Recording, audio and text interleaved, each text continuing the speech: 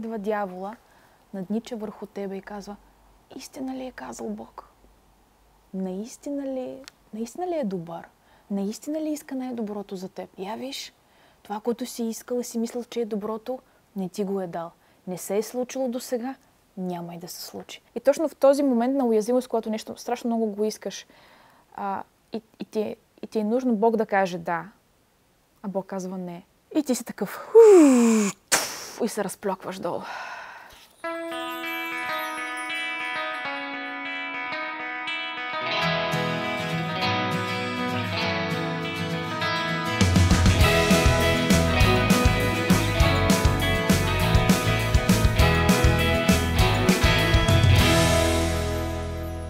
Здравейте на всички! Аз съм Влада и вие сте в подкаста ми Дневник. Задавали ли сте се някога с въпроса дали Бог е добър или е зъл?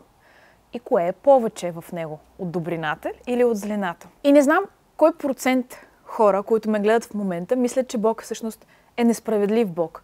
Зъл, предател, враг. Или може просто на теб не ти пука.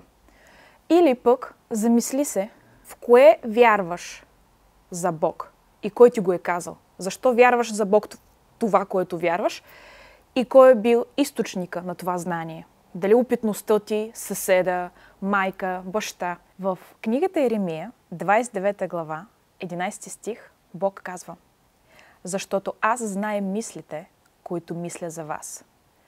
Казва Господ: мисля за мир, не за зло, за да ви дам бъдеще и надежда. Мисля за мир, не за зло. Мислите, които имам за вас, не са за зло, но за мир, бъдеще и надежда.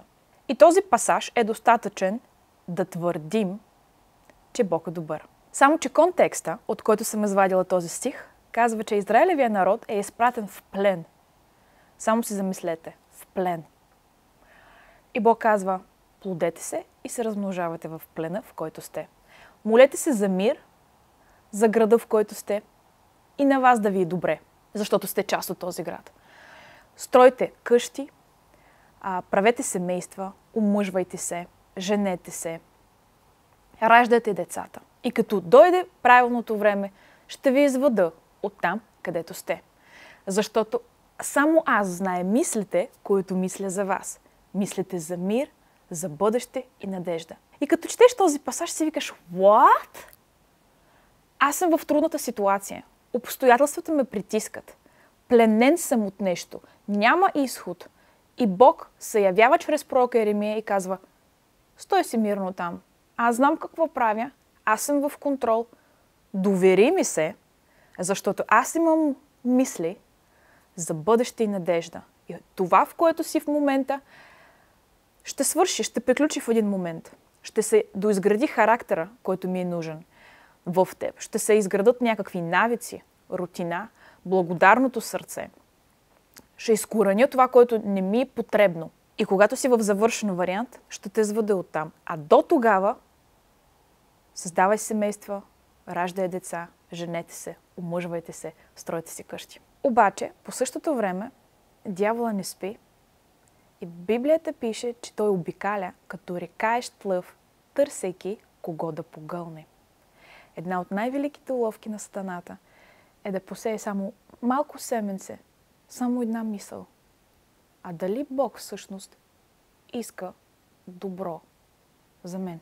Едната мисъл е достатъчна, за да те убеди, че Бог е твоя враг. Че Той не иска онова, което ти искаш толкова силно в дадения момент от времето.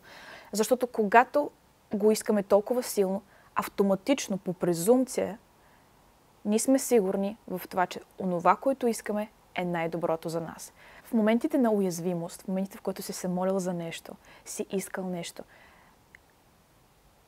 тази твоя мечта, тази твоя бизнес сделка, този човек, когато харесваш, приятелство, което не искаш да изгубиш, болестта, изцеление, каквото и да е. Всеки си живее в своя контекст.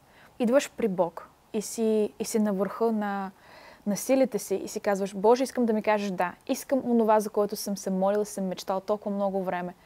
И Бог ти отговаря: не е моето момиче, или не е сега, или изчакай, или не е правилният момент, или не е този човек, не е тази сделка, Не е това време за обучение. Не точно сега. Обобщавам. Отговорът е не. И точно в този момент на уязвимост, когато нещо страшно много го искаш и ти е нужно Бог да каже да, а Бог казва не. И ти си такъв и се разплакваш долу. В такива моменти ние като деца тропаме се с крак, тряскаме се с вратата, обиждаме се, не говорим на Бог.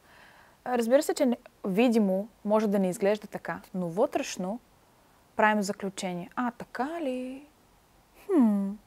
Значи не искаш да ме благословиш в момента, значи не искаш да ми дадеш тази сделка, не искаш да ми се случат тези неща. И за какво ми е Бог тогава? Сам ще вървя по пътя. Голямата работа съм аз. Кой си ти да ми казваш? Великата българска поговорка. И това се случва в рамките на няколко милисекунди. Решението, което взимаш сега.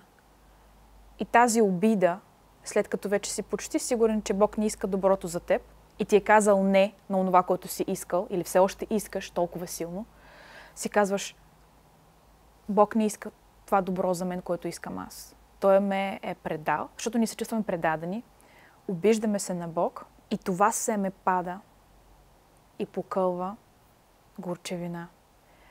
Аз го наричам съмнение. Съмнение и обида. Някакси се повтаря историята в Едемската градина. Идва дявола, наднича върху тебе и казва, истина ли е казал Бог? Наистина ли е добър? Наистина ли иска най-доброто за теб? Я виж, това, което си искал и си мислил, че е доброто, не ти го е дал. Не се е случило до сега, няма и да се случи.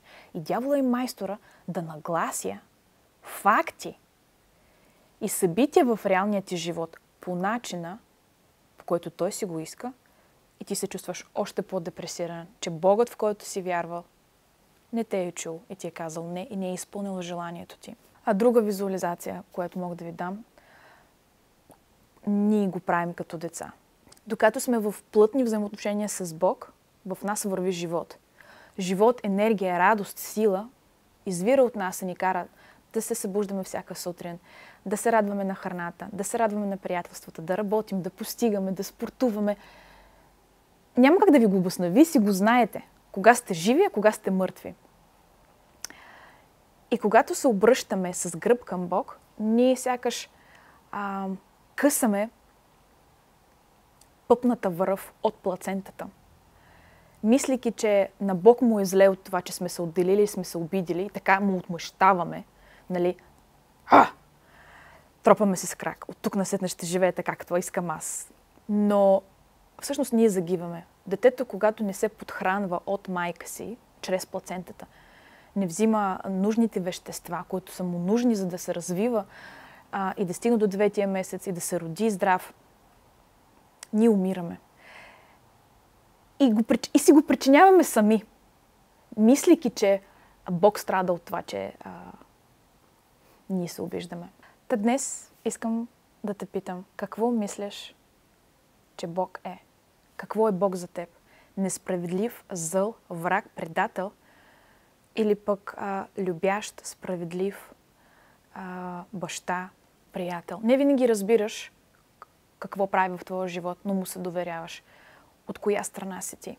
Защото ако Бог е несправедлив и жесток Бог, значи имаш голяма горчилка, обида вътре в теб, което блокира живот, блокира слънцето в живота ти. Защото слънцето изгрява всеки ден, но за теб може да не изгрява, защото ти живееш в черупката на отделение. Има живот, който може да извира вътре в тебе, само ако си казал да на Бог, само ако си простил и си приел прошка от Бог. Днеска имам добра новина за теб. Ти може повече да не живееш така. Тази черупка, тази стена, която си изградил, това отделение, тази пустиня, депресия, опресия, паника, атаки, през които минаваш, може да изчезне на ето така. Аз ще се помоля и ти можеш да повтаряш думите на живот заедно с мене, защото аз вярвам, че посредством думи, които изговаряме, ние се спасяваме. Посредством думи, които декларираме, живота се променя. И твоя мозък, твоята душа, твоето тяло, дух има нужда да излезне от тъмната, в която се намираш. Да се примириш с Бог и да кажеш, Боже, нуждая се от Тебе, от Твоята светлина и от Твоята любов. Повтаряйте заедно с мене. Скъпи татко, аз Ти благодаря за днешния ден. Благодаря Ти, че ме виждаш, че ме чуваш и ме познаваш. Познаваш ме по-добре от мен самия. Аз идвам при Теб, защото няма друг, при когото мога да отида. Ти си Богът, който е вечен. Ти си вчера, днес и утре, завинаги същия. Ти си Богът, който не се променя. И любовта Ти към мен не се е променила. Независимо от обстоятелствата в живота ми. Независимо от това какво съм сторил. Колко съм се отдалечил от Тебе. Няма място да се скрия. Но ето, че съм се отделил посредством греха от Тебе. Моля Ти се, прости ми. Аз вярвам в изкупителната Ти сила и в кръвта, която се проля там на кръста за мен. Благодаря Ти, Боже, че изпрати Своя единствен Син, за да не погина аз, но да имам вечен живот. Да имам сила, енергия, радост всеки ден. Боже, аз отварям сърцето си, ела в него и живей вътре в мен. Искам да имам лични взаимоотношения с Теб.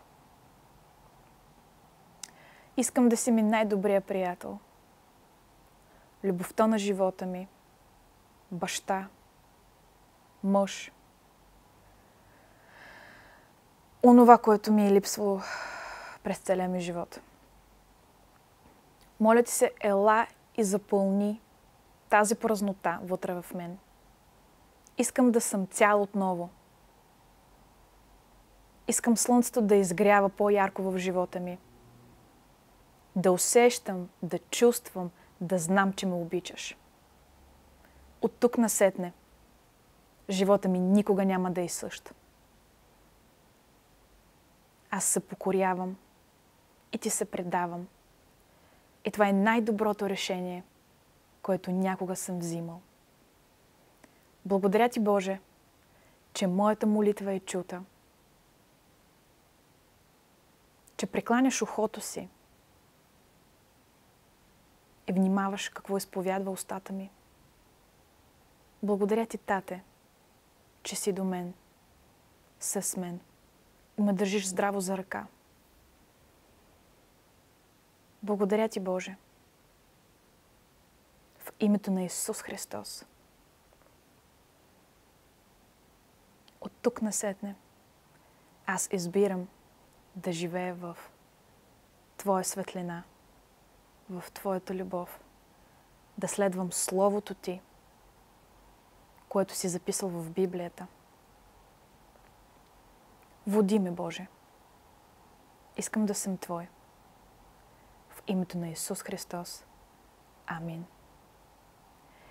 И след като си се помолила заедно с мене, аз насърчавам да намериш среда, приятели, които ще ти помогнат да устояваш и да извъртиш кормилото на твоя живот в посока Бог, посока светлина, посока 10 Божии заповеди, Библия.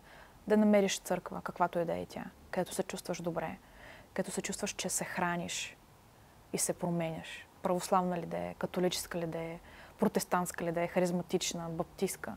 Намери своето място, защото има място за теб. Има място за теб. Аз те благославям и вярвам, че от тук насетне ти никога няма да е същ, защото Господ е добър. Винаги е добър. Пази се, защото дявол обикаля като рекаещ лъв, търсейки кого да погълне, искайки да посее семе на съмнение и да те убеди, че Бог е зъл. Но това не е така. В момента, в който усещаш, че мислиш, че Бог е предател и е зъл, значи вече си глътнал семе на съмнение. И не му позволи да се разгради, да стане част от тебе. Благославям те да продължиш в пътя, който си избрал. Това е всичко от мен. Чао!